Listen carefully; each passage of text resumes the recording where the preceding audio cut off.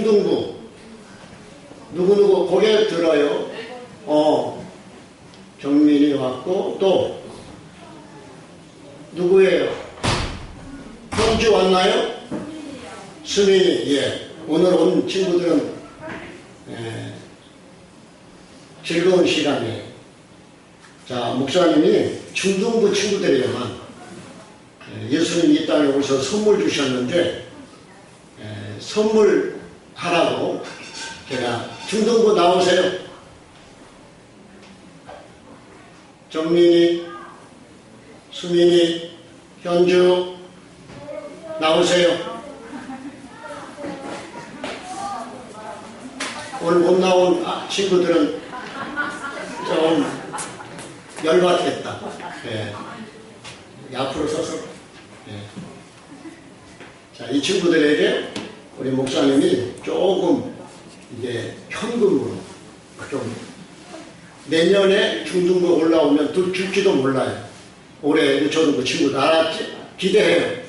알았죠? 예.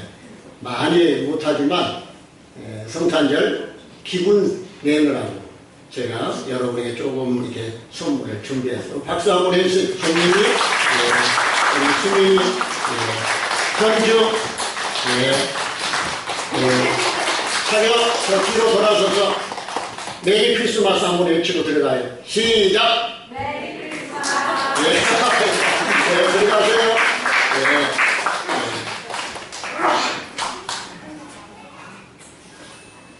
제가 우리 중등부 친구들에게 뭔가 좀 느낌 있게 해야 되겠다 생각을 하지만 이게 뭐 딱 와서 닿는 게 없어요. 그래서 고민하다가 이것도 괜찮겠다 싶어서 한번 봉투를 하나 만들어서 선물을 드렸습니다. 우리가 이 성탄절을 맞으면 빼올 수 없는 여러 상황들 또 여러 사람들이 있는데 그러나 빼놓으면 안 될 꼭 이야기를 해야만 되는 주인공이 한 사람 있죠. 그분이 누구일까요? 뭐 그건 당연하지만 또 그렇습니다. 마리아입니다. 마리아. 성탄절 때 목사가 마리아를 이야기를 안 하면 미안합니다. 이게 또 오해를 하지 마십시오. 만약에 성탄절 때 한 번도 목사가 강대상에서 마리아를 말하지 않으면 이단일 가능성이 많다. 그럴 만큼 마리아는 성탄절 때 목사님들이나 성도님들이 많이 이야기할 수밖에 없고 많이 들어야 할 수밖에 없는 그런 주인공이에요. 인간으로서의 주인공이에요. 그러니까 마리아라는 이름을 빼버리면 성탄절 스토리가 성탄절 이야기가 진행이 안 되죠. 마리아를 빼버리면 성탄절 스토리가 스탑이 돼 멈춰버려요. 마리아를 빼면 성탄절이 성립이 될 수 없을 만큼 이 성탄절 사건의 중심에 마리아의 위치는 굉장한 의미가 있다는 것입니다. 그만큼 마리아는 성탄절의 중심 인물이라는 거죠. 이유는 다양하지만 특히 이 마리아는 하나님께서 자기에게 맡겨주신 예수님 탄생시키는 그 일을 끝까지 잘 감당해낸 감동적인 헌신자, 주인공이 바로 이 마리아이기 때문에 그렇습니다. 그러나 여러분, 그 사명을 해내긴 했지만 사실은 그 일이 쉬운 일이었습니까? 어려운 일이었습니까? 그 일이 쉬운 일이었어요? 어려운 일이었어요? 아주 어려운 일이었어요. 쉽지 않는 일이었어요. 할 수 없는 일이었어요. 인간적으로 생각을 하면. 왜냐하면 처녀인 자신이 어찌되건 예수님을 낳게 되면 그 소문이 자기 동네뿐만 아니라 자기 집안은 뭐가 되고 자기를 알고 있는 많은 사람들이 마리아 자신을 어떻게 생각을 하겠습니까? 어떤 눈으로 보겠습니까, 여러분? 멸시, 사람들로부터 멸시 당연하죠. 천대 당연하죠. 버티기 힘든 따가운 능총들 당연하죠. 그리고 인간적인 수치감 당연하지 않아요.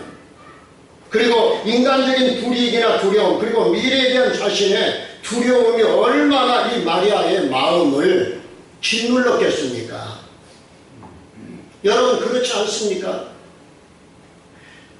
예수님을 탄생시키는 것이 하나님의 일이긴 하시지만, 그러나 이 일을 순종했을 때 오는 마리아에게 오는 어마어마한 압박감, 수치심, 눈총, 마리아가 몰랐겠습니까? 심적으로 얼마나 마음의 부담이 왔겠어요. 그렇습니다.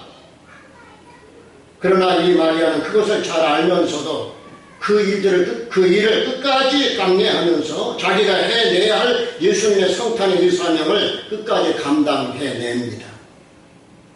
왜 우리가 마리아를 기억해야 될까요?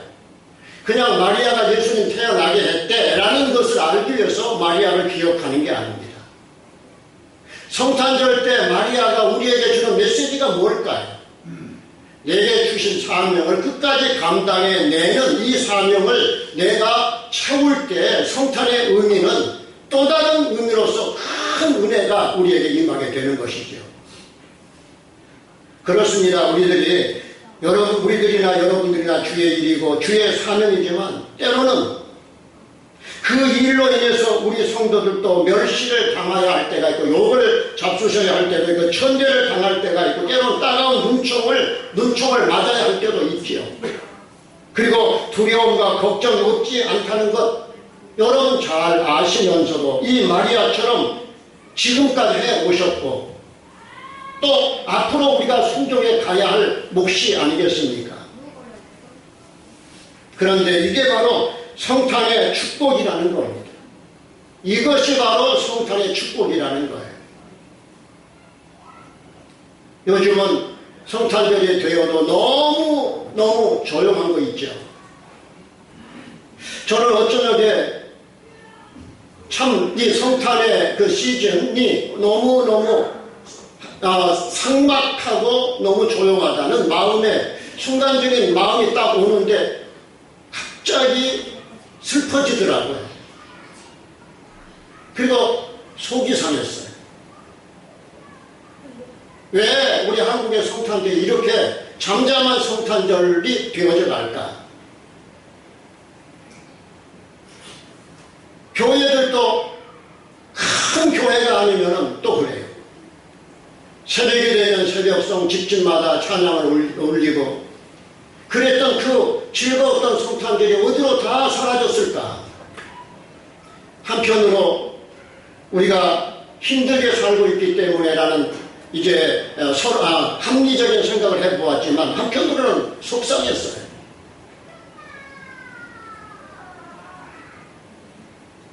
지금 처녀 마리아는 아무리 하나님께서 주신 일이고 아무리 하나님 주신 사명이지만 이 사명을 순종할 때 자기에게 어느 것 하나 손에 안 되는 일이 하나도 없었어요. 유익이 되는 것은 하나도 없었어요. 오직 손해가 되는 일만 기다리고 있었어요. 말 그대로 다 불이익, 다 손해, 다 리스크 그 자체였어요. 그러나 이 마리아는 그 일을 알면서도 그 일이 뻔하면서도 그 마리아는 군소리 없이 순종해 가요. 사랑하시는 여러분, 우리는 주의 일을 해 나가면서 너무 말들이 많을 때가 있지 않습니까? 군소리가 많을 때가 있지 않습니까? 이래서 저래서 저래서 이래서 저래서 라고 핑계가 많을 때가 있지 않습니까?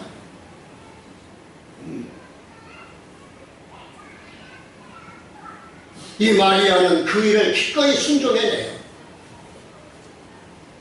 그러면서 성경에 보면 주의 말씀이 내게 이루어지리다.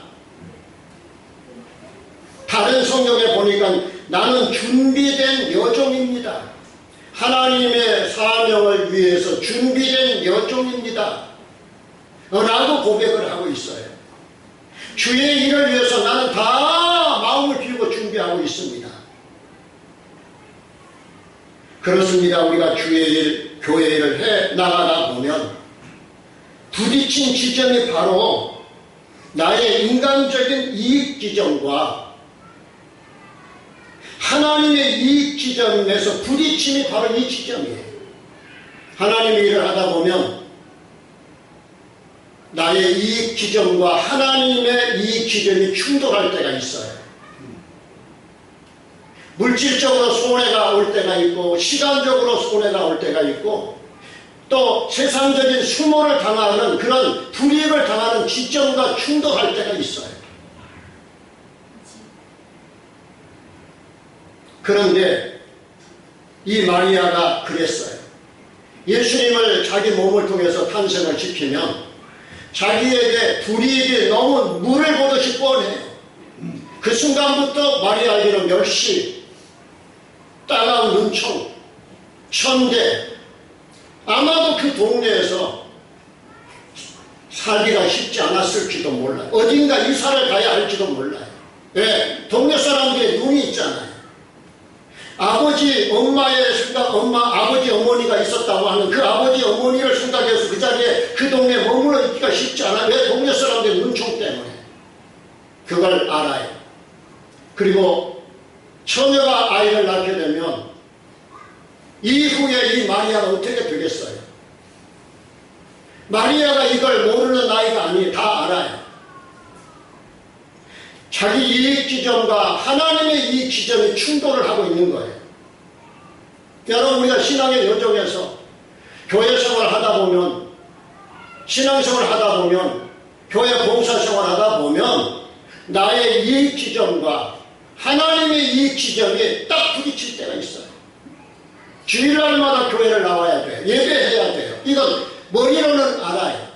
그런데 날마다 주일마다 와서 교회에 나와서 예배하는 것을 머리로 지식적으로 알지만 현실적으로 바빠요. 피곤해요. 또 직장에 나가야 돼요.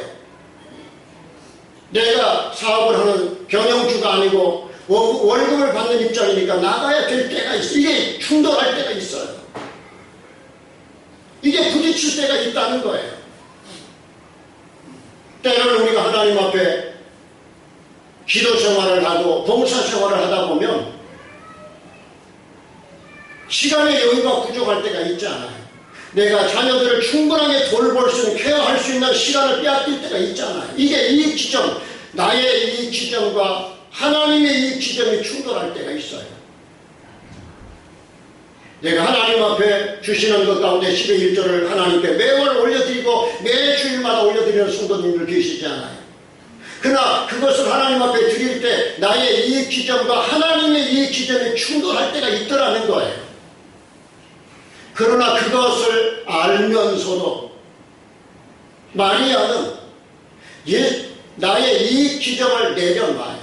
그리고 하나님이 원하시는 그 목표 지점을 향하여 결단을 해요. 그리고 하나님 앞에 헌신을 합니다. 그랬더니 하나님께서는 그 마리아의 모든 장례를 하나님이 다 케어해 주셨고 책임져 주셨고 해결해 주셨고 인도해 주셨고 채워 주셨고 그 자녀들이 후에 예수님의 제자가 되지 않습니까? 그 자녀의 장례를 하나님이 다 책임을 져 주셨어요. 하나님이 그 자녀들을 멋지게 쓰게 하셨어요. 이게 성탄의 마리아를 통해서 우리가 받아야 할 은혜예요. 사랑하시는 여러분, 우리는 성탄절을 낭만적으로 생각하는 것도 중요할 거예요. 그러나 우리는 성탄절을 내 삶에 적용해야 될 그런 과정으로 들어가야 돼요. 그래서 성탄을 준비한 사람들이 되자. 따라 성탄을 준비하는 사람들이 되자. 그렇습니다. 그래서 강용호 박사가 쓴 도전과 기획이라는 책이 있는데 그가 중학교 때 실명을 했다고 그래요. 여러분 잘 알죠? 유튜브를 보면 다 나와요. 강용호 박사. 아주 어려운 환경에 살았잖아요. 신명을 하고 나니까 세상 사람들로부터 편견이 너무너무 심했어요.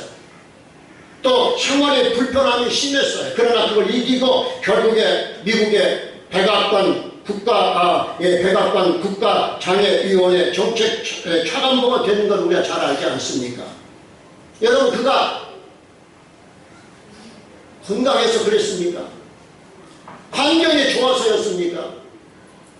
조건이 좋아서였습니까? 너무너무 안 좋은 조건만 가지고 있었던 사람이에요. 기대하지도 못했던 사람, 자신도 못했던, 그랬던 그가 미국의 백악관 국가장애위원회 정책 차관보가 됐다는 것은 거의 요셉이가 애국이라는 나라에 가서 뭐가 되죠? 국무총리가 됐어요. 저는 거기에 버금간 사건이라고 믿습니다. 어떻게 그런 몸의 불편함을 가지고, 그렇다고 집안에 백그라운드가 있는 것도 아닌 그가 어떻게 미국이라는 그 엄청난, 여러분, 미국이라는 사회가 노예를 해방한 나라이긴 하지만 얼마나 텃세가 심한 백인에 대한 우월감이 강한 나라입니까? 그런 그 나라에서 황색인이 미국의 차관보가 된다는 것은 이건 하나님이 붙잡아 주지 않으면 안 될 일입니다. 할렐루야. 하나님이 역사해 주지만 안 될 일이에요. 근데 그가 일찍이 예수님을 만나요.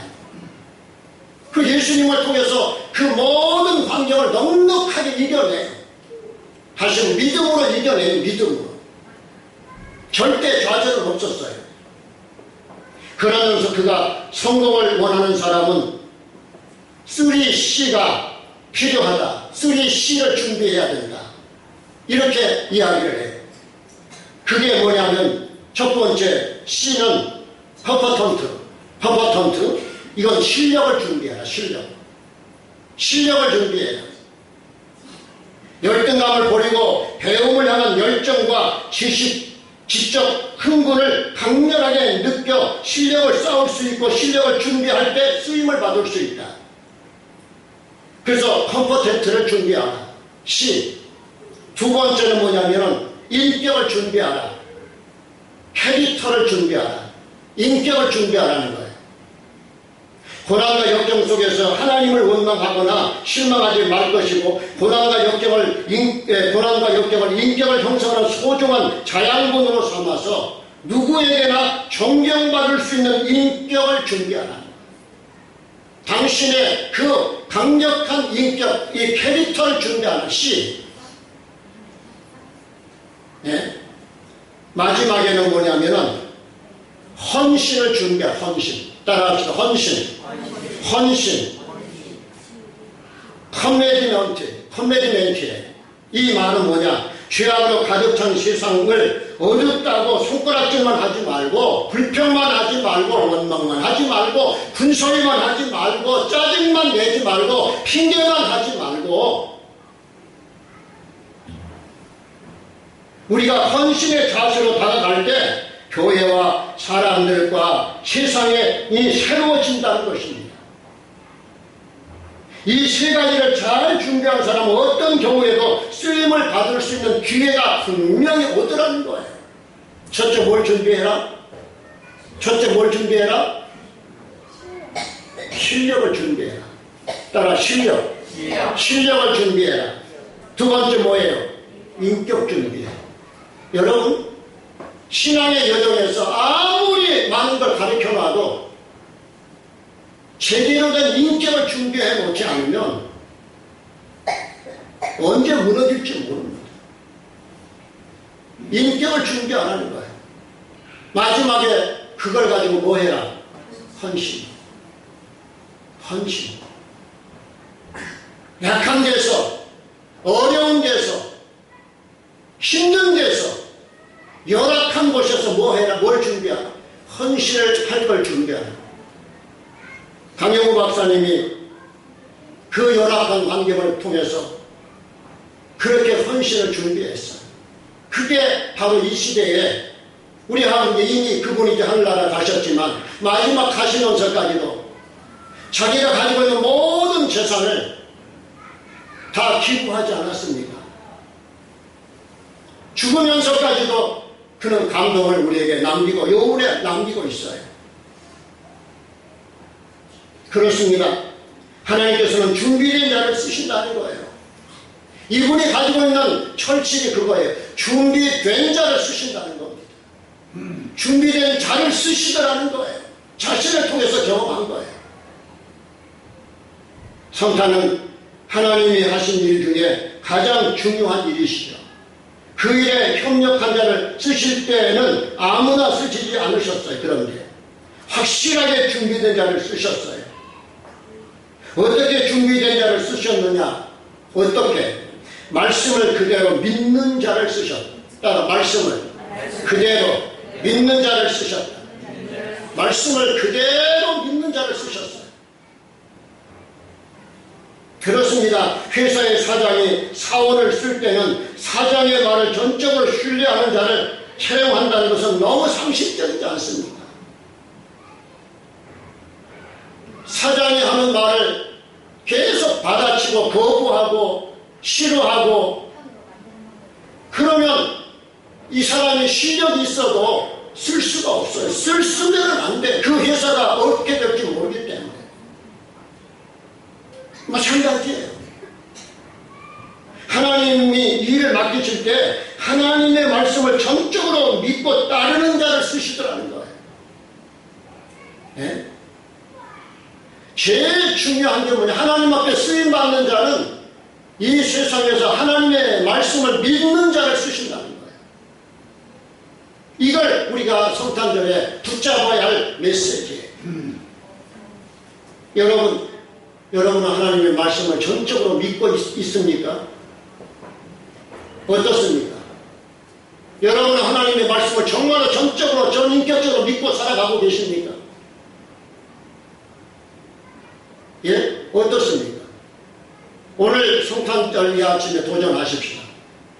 하나님, 지금까지 내가 나름대로 말씀을 믿는다고 했지만 마리아와 같이 나에게 불이익이 와도 내가 멸시를 예수님 하나님의 말씀을 믿고 순종하다가 멸시를 당하고 천대를 당하고 눈총을 당하고 수치를 당해도 하나님의 말씀을 내가 그대로 믿겠습니다 라고 그 말씀 앞에 결단하는 믿음으로 살아가기를 원하는 분에게는 하나님이 은혜 주실 줄로 믿습니다. 이게 오늘 성탄에 우리가 붙잡아야 할 하나님의 마리아를 통해서 붙잡아야 할 말씀입니다.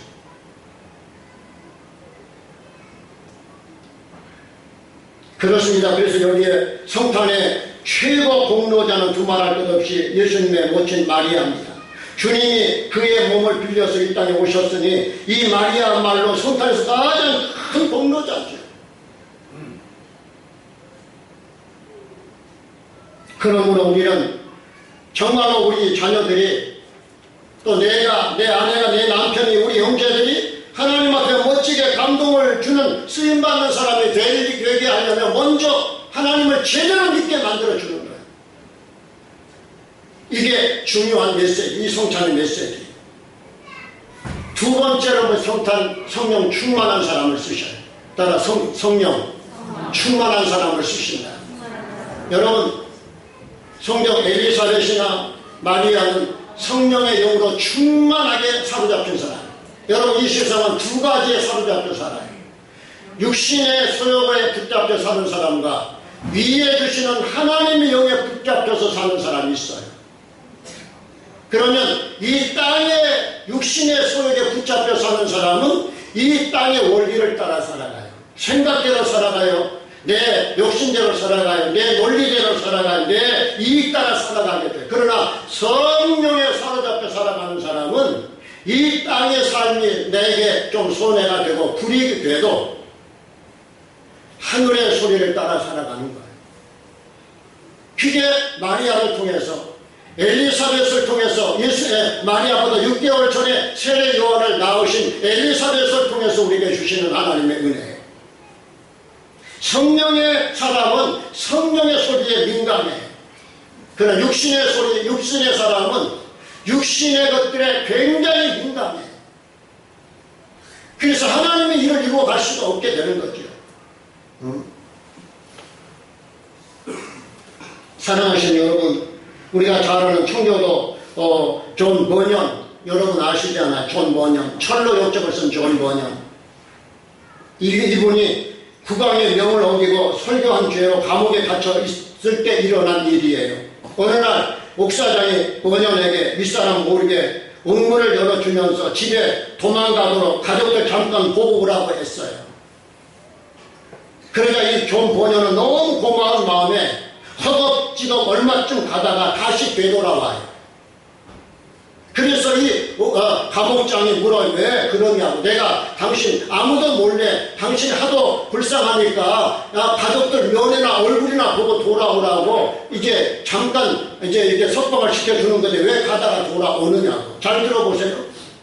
왜 돌아와야 되겠어? 안 돌아와야 되겠어요? 네? 왜 돌아왔을까요? 그가 이야기합니다. 당신의 호의는 너무 고맙습니다. 그러나 성령님이 인도하는 길이 아니라서 다시 돌아왔습니다.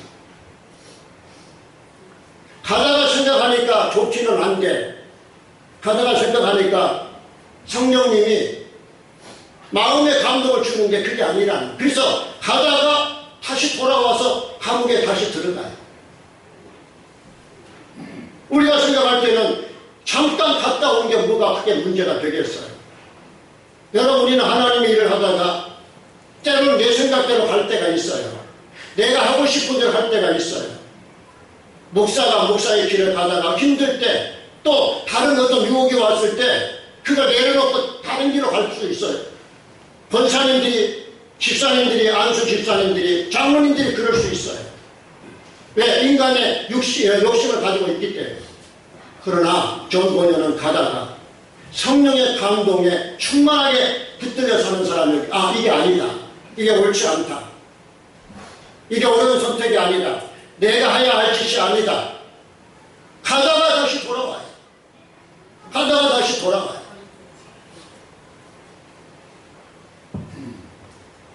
그 후에 놀라운 것은 1시간 후에 국왕이 직접 감옥을 시찰하면서 존 버년이 있나 없나를 확인한 거예요. 만약에 그 자리에 존 버년이 없었더라면 존 버년은 엄청난 불이익을 당했을 거예요. 여러분 어떻습니까? 성령 충만하여 성령의 인도를 받으며 살아가는 여러분이 될 때 그게 나에게 손해가 될 것 같지만, 불이익이 될 것 같지만, 마이너스가 될 것 같지만, 이건 내 생각이에요. 여러분 생각이에요. 하나님의 생각에 충실하시기를 주님의 이름으로 축원합니다.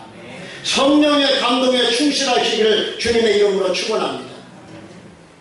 여러분, 우리가 주의 일을 하다 보면 이런 유혹을 받을 때가 너무 많아요. 목사인 저에게도 그런 유혹이 없지 않아요.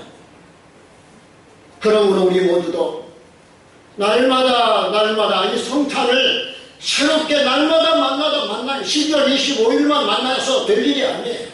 시로때로 날마다 만나야 돼요. 시로때로. 그러면 오늘은 성탄의 은혜를 놓치지 말자는 거. 따라합시다. 성탄의 은혜를 놓치지 말자. 성탄절에 내게 주시는 은혜가 있어요. 깨달음이 있어요. 다시 돌아오게, 네가 지금 어디로 가고 있느냐, 다시 돌아와 내 자리를 지켜라. 이 은혜가 있어요. 이 은혜를 붙잡는 거예요. 그런데 이것은 인간적인 계산으로 보지 말자는 거예요. 우리가 잘 아는 세계적인 명주의자 토스카니니, 여러분 알지요? 토스카니니 1869년부터 1957년까지 사셨던 분인데, 이분이 원래 첼로 연주였다고 그래요. 그런데 불행하게도 그는 아주 심한 근시여서 악보를 잘 못 봤대요. 그래서 토스카니니는 관현악단에 인원으로 연주할 때마다 앞에 놓인 악보를 볼 수 없었기 때문에 늘 미리 다 외워서 연주에 나갔답니다. 왜? 악보를 못 보니까. 그런데 한 번은 연주의 직전에 지휘자가 갑자기 병이 들어서 병원에 입원을 하게 돼요. 지휘자가. 그때 많은 오케스트라 단원 중에 그걸 전부 암기해서 외우고 있는 사람은 오직 이 토스카니뿐 한 사람이었다는 거예요. 그래서 그가 임시 지휘자로 그 당시에 발탁이 되어서 임시 지휘대에 오르게 돼요. 여러분, 근시안 때문에 악보를 볼 수 없는 그 컴플렉스 약점 때문에 그는 그 유명한 지휘자가 되는 반전의 기회가 됐다는 거예요. 그래서 그때 나이가 19살이었다고 해요. 19살. 여러분, 19살에 어떻게 그런 일을 할 수가 있겠어요?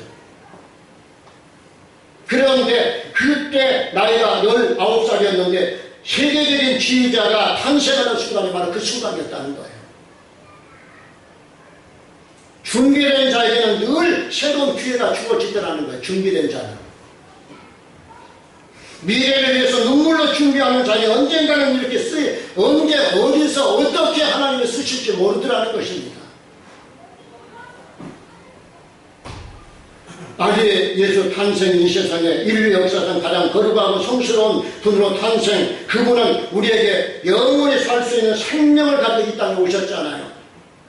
그런 위대한 탄생 사건이 다가왔을 때 그분을 만날 영광스러운 기회를 놓쳐버린 불쌍한 사람들도 반면에 있어요.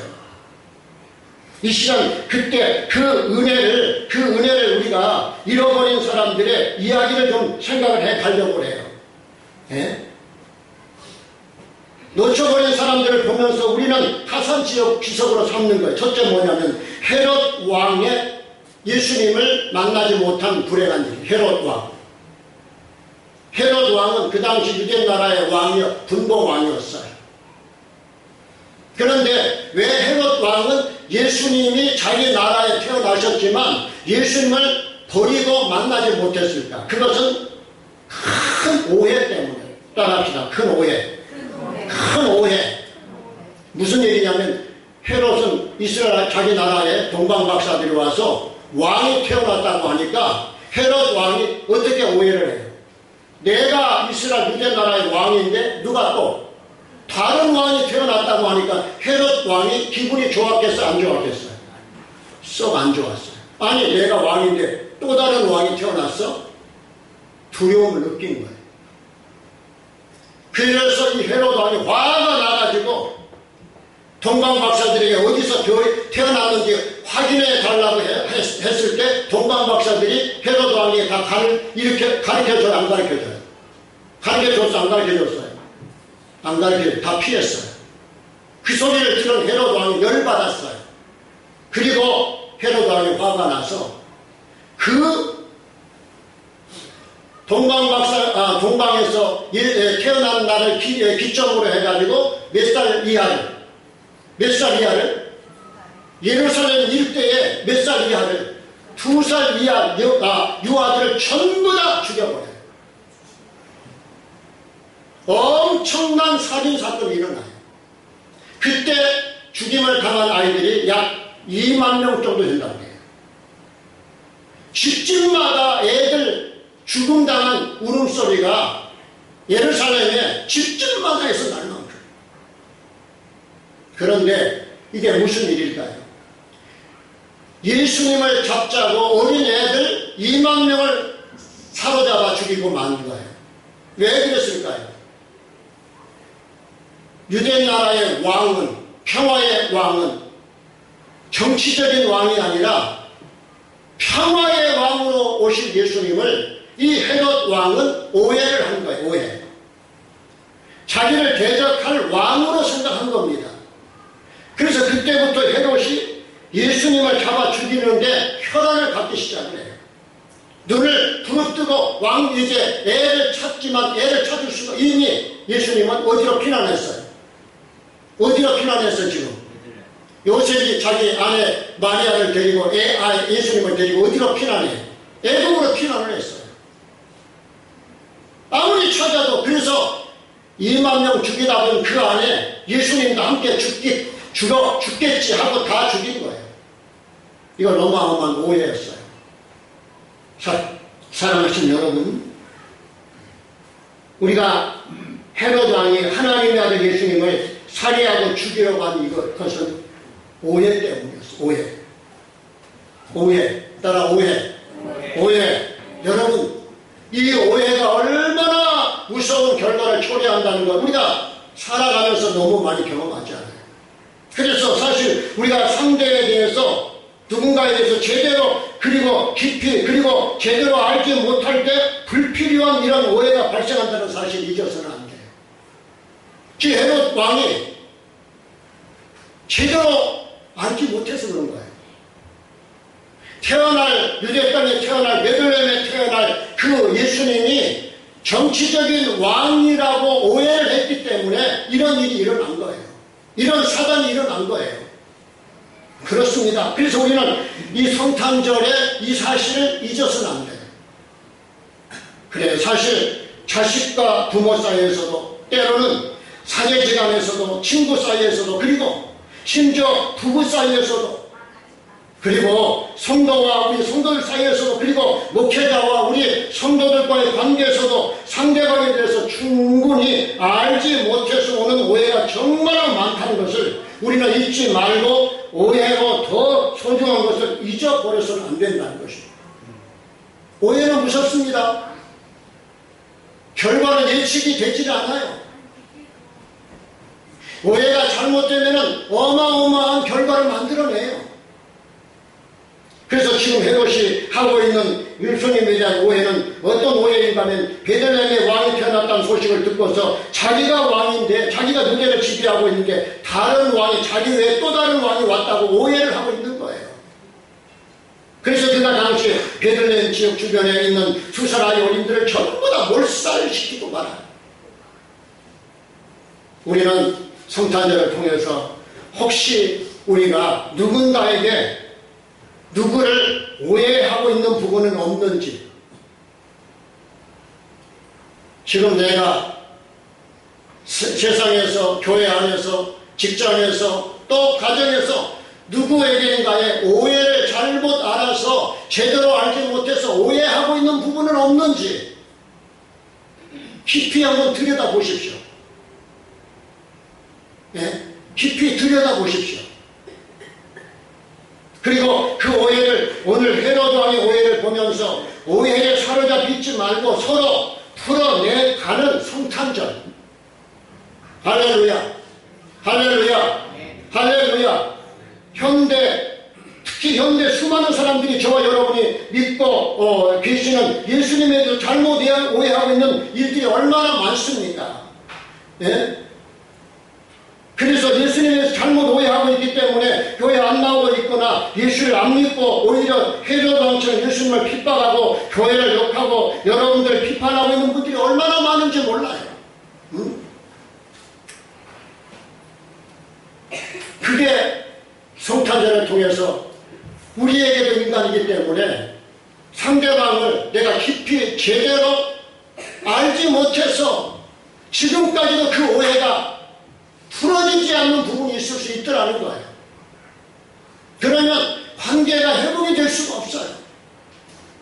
부부지간에도 마찬가지, 성도와의 관계에서도 마찬가지예요.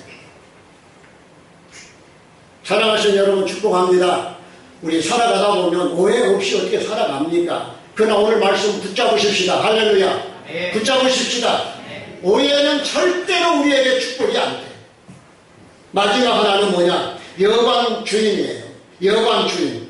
여관 주인은 자기 집에서 예수님이 탄생했지만 여관 주인은 자기 집 마구간에서 예수님이 탄생했지만 그 예수님을 예수님으로 몰랐어요. 그리고 지금 여관 주인은 자기 집에 수많은 투숙객들을 하나라도 더 이렇게 맞이하려고 영업에 몰두하다가 자기 집 마구간에 태어나신 예수님을 알아보지 못했고 아기 예수님을 맞이해 드리지도 못함으로 참으로 슬프고 참으로 기가 막힌 상황이 아닐 수가 없어요. 그러나 그때만 그런 것이 있다고 한번 깊이 들여다볼 때 지금 세상 사람들 어떤가요? 이미 예수님 이 땅에 와 계시지만 예수님에 대해서 관심을 별로 갖고 사는 사람들이 없어요.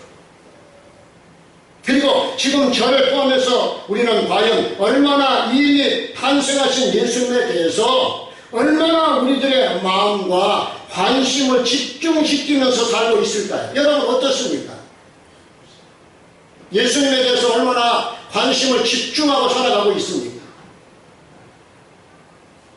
이 세상 사람들은 여관주인처럼 영업에 돈 버는 일에 아니면 이 세상 재미에 바쁘다가 보니까 예수님이 자기 집 마구간에 태어나셨지만 알아보지도 못했어요. 또 맞이하지도 못했어요. 그렇다면 지금 우리는 어떤 모습인가요? 여러분은 어떤 모습으로 성탄절을 맞이하고 있고 살아가야 할까요? 결론을 정리합니다. 우리는 또 오늘 여관 주인처럼 세상적인 일에, 육신적인 일에, 돈 버는 일에 가족에 몰두하다가 자식에게만 올인하다가 예수님을 깊이 맞이하지 못하고 있는 모습은 아닌가요? 그리고 이 여관 주인처럼 숙박업 하기에도 바쁜데 자기 집에 지금 호적하기 위해서 수많은 사람들이 예루살렘에 유대에 몰려서 지금 호적 정리를 하느라고 사람들이 몰려와서 지금 여관 방이라도 하나 더 내놔야 돈을 벌지 않아요. 그러니까 이 과정에서 영업행위를 해야 되겠어 안 해야 되겠어요? 여관 주인 입장에서는 해야 돼요 안 해야 돼요? 해야 되잖아요. 이게 인간의 이익 충돌 부분이에요. 인간과 하나님의 이익 충돌 부분이에요. 영업을 해야 돼요. 인간적인 계산으로 보면. 그러니까 아마 이 숙박 여관 주인은 한 사람이라도 손님을 더 맞이하기 위해서 그 숙박업 하기에도 바쁘다가 보니 예수님 탄생이 무슨 이익이 나에게 있냐. 예를 들면 나 살기도 바쁜데 따라합시다. 나 살기도 바쁜데 무슨 예수야? 나 살기도 바쁜데 무슨 주일이야? 나 살기도 바쁜데 무슨 기도야? 돈 벌기도 바쁜데 무슨 매주 교회야? 이 논리가 우리에게 얼마든지 적용이 될 수 있는 거예요. 내가 직장 다니는 것도 바쁜데 예수님 탄생이 뭐가 중요해? 이렇게 우리가 내 자신 나도 모르게 내가 그렇게 생각해서가 아니라 내 몸이 그렇게 익숙해 가게 따라갈 때가 얼마나 많은지 몰라요. 나 애들 교육하기도 바쁜데 내 애들 케어하기도 바쁜데 주일날 교회 가서 봉사하고 헌신하고 이게 어떻게 가능해? 이게 안 되는 것, 이게 충돌이 되는 거죠. 이런 생각에 사로잡혀 살아가는 사람. 우리는 이 성탄절을 통해서 정말로 하나님 앞에 준비된 자로 살아가십시오. 그러면 하나님이 책임져 주실 줄로 믿습니다. 그러면 하나님이 채워주실 줄로 믿습니다. 그러면 하나님이 인도해 주실 줄로 믿습니다. 그러면 내 삶에 하나님이 그 성경을 말씀하죠. 먼저 그의 나라와 그의 의를 구하라. 그리하면 내가 너에게 뭐 하겠다? 모든 것을 뭐 하여 주겠다? 더하여 주시리라. 할렐루야. 내가 다 해결해 주겠다는 거야. 네가 앞서가지 말라는 거야. 네 생각대로 가지 말라는 거예요. 그러면 잘 될 것 같지만 안 될 수도 있으니까 그러지 말라는 거예요. 사랑하신 여러분, 우리는 이 성탄절을 맞이합니다.